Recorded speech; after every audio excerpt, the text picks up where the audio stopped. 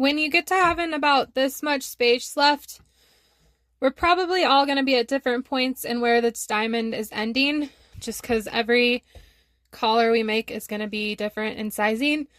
So you kind of have to use your best judgment on how you're going to finish off the end of this in terms of the placement of each strand for the last couple rounds. I am definitely going to use this easy jig, or sorry, this easy splicer soon. You could also use these little needles. They have a couple different styles of them, but you would just cut the end off of one of your strands here so you don't have all that weird stuff hanging, and then burn it just slightly so you get everything even. And then you can twist this cord up into this needle. That way when it gets to the end, it's easy to thread each strand through the little holes. I would consider these tools optional right now. They do help a lot, but I can do everything I need to do for this specific collar with the easy splicer. These are all tools I can link in the description below on where to find them, but just different things to help you out depending on your preferences. The outside will still remain the same, so behind 2 over 2, pull it through, behind 2 over 2, pull it through, and then behind everything up through the middle, down through the yellow, and then behind, up through the middle, down through the yellow. So there's all that. Let me see if I can get this a little closer for you.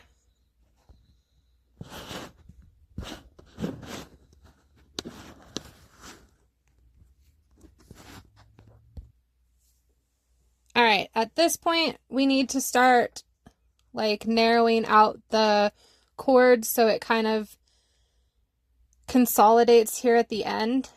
So with this one, it looks like this would be the end of the purple for me. So I'll do this blue here, go down through,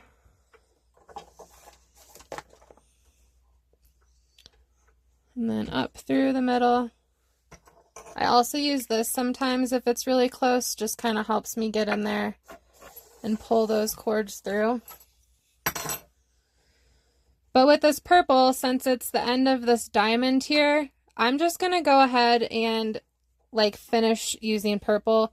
This will be the last round it gets used in this pattern. So go ahead and tighten everything down. And then with this purple, we will feed it through the gap here, but we won't feed it back through.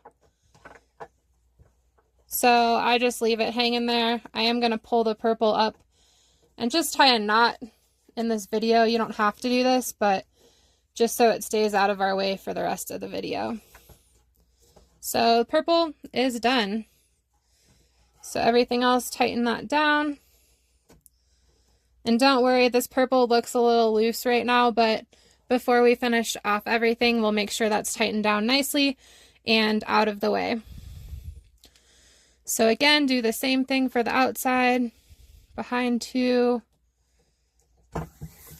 over 2, and then behind 2, over 2,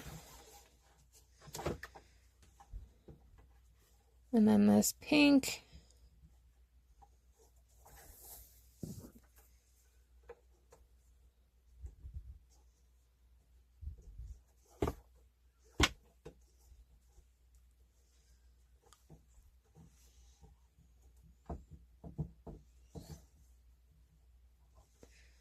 all right, so we've got the outside done here. And then with the blue, we do want to go another round with the blue just to kind of finish things off there. So with this, it's going to help if you can bring this up through, up through here. And then with this blue, you can thread both of those strands through the splicer. And then that'll help you pull things through the project when that gap is getting really small. So go ahead and tighten that down. And then because they're behind, we want this back up. So we'll put the splicer in here. And then we will feed these blue strands through the gap and bring those back up into the project. So you want to make sure they're still on the right sides when you get them through. No tangling, that looks good. And then you can just tighten everything down like so.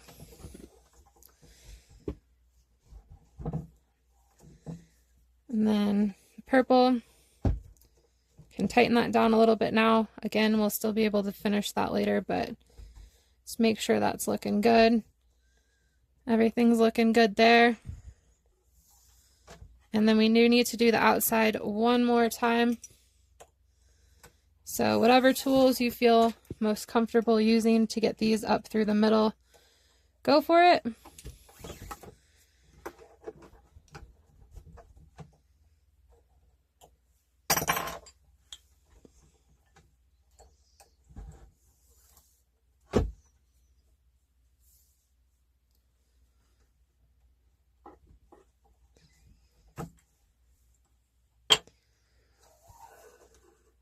The rest will still be the same, so you got to open that hole back up a little bit.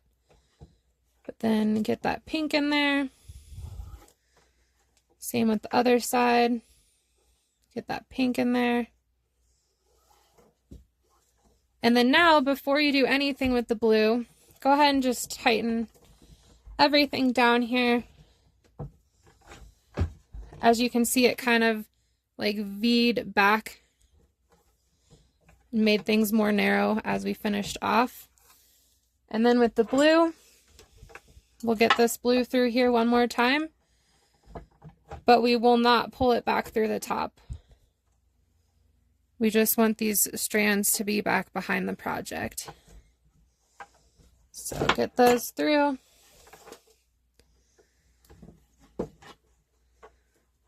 And as you can see, that finished off all of this really nicely. We'll have some adjusting to do to make things like lay a little more evenly through here. But yeah, that is how it should look at the end. And again, you might have to do some sort of variation of that, just depending on where you end up in the diamond pattern. So now that you've gotten to this point, let me zoom back out a bit. We'll go ahead and take our project off of the jig here. And for now, we'll flip it over to the back. And while you can't really see this while you're making the project, you can kind of check your work through here. Everything looks a bit funky, but you can tell that nothing is out of line on the sides here.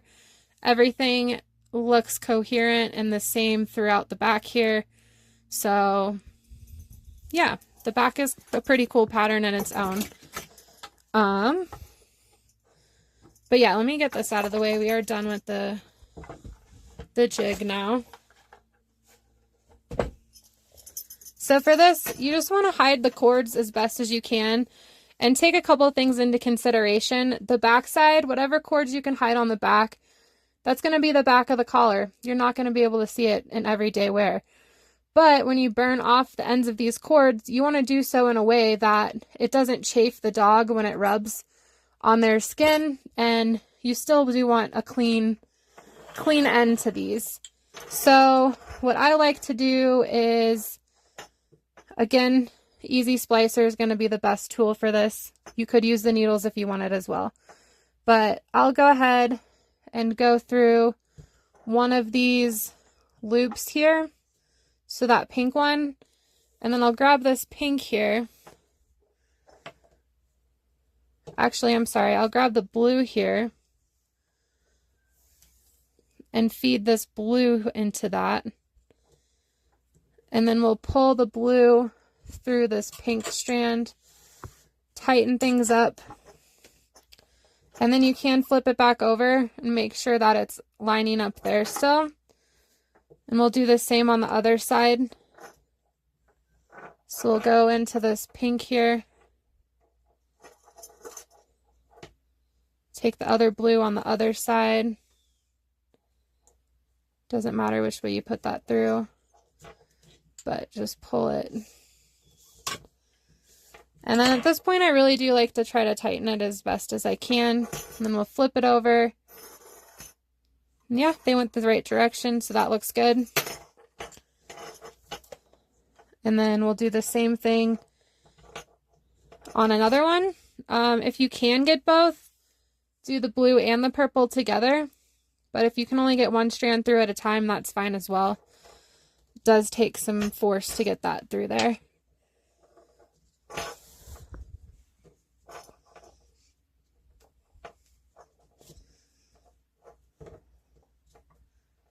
But just tighten that up there.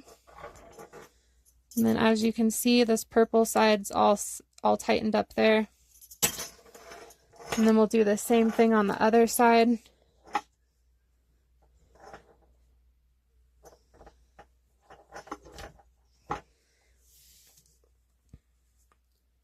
We'll take both strands through here. Again, if you can only do one at a time, it is fine as well.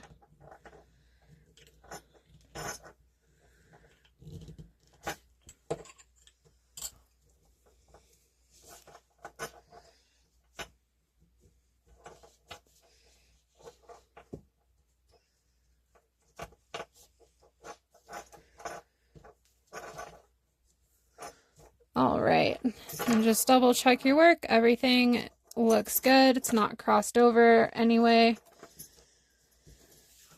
And then up to you on how far you want to take this up. I typically weave it in just a couple times. I'm going to do one more round here.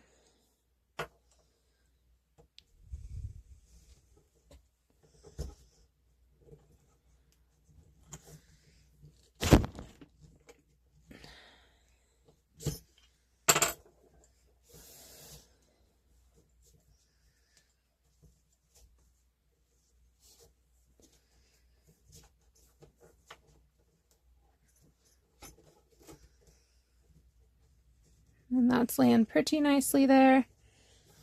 Do one more time on the other side if we can.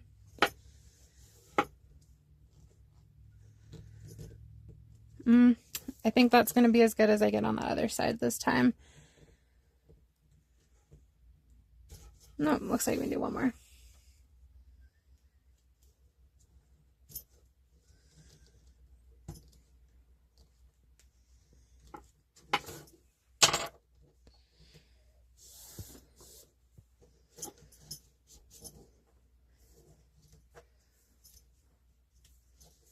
All right, so now that we've got the two middle cords kind of tucked back in here for some extra support, it's time to cut off the strings.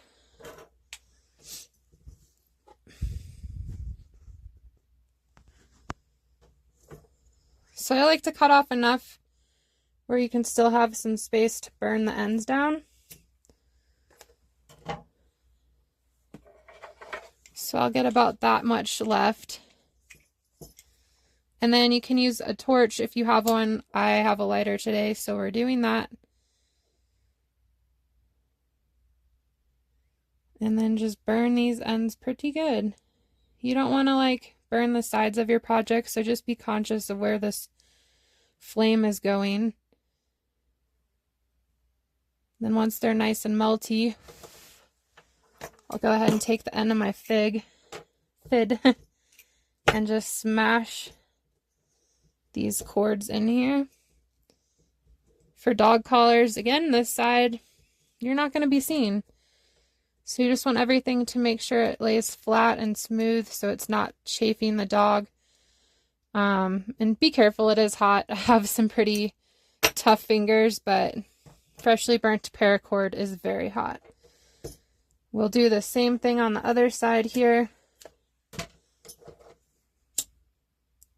A torch, you can get a little bit more of a direct fire to these ends.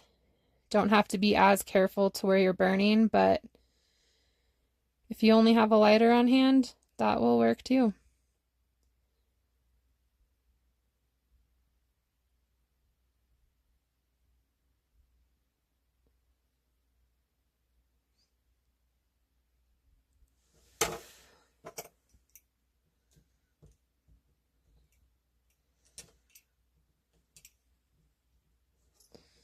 Alright, so we've got half of the pieces done there. Come on for the outside pieces, just cut them off and burn them. I think you've got the gist now, so I'll go ahead and get that going, and then I'll show you what it looks like here at the end. Alright friends, here's a look at the final product. Just some reminders, be patient with yourself. This is a pretty advanced pattern.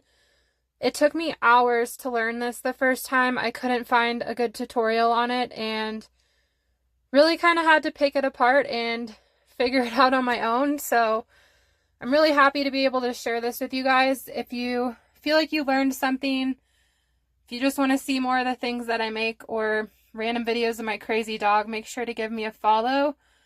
Like this video and comment if you have any tips on how I can do tutorials better in the future. This is only my, I think, third or fourth tutorial, so I'm pretty new at this, but I have been braiding for well over half of my life, and I'm happy to help others learn. If you see any other videos out there that you would like me to do a tutorial on, feel free to tag me, and yeah, just let me know what you think. Hope to see you guys around.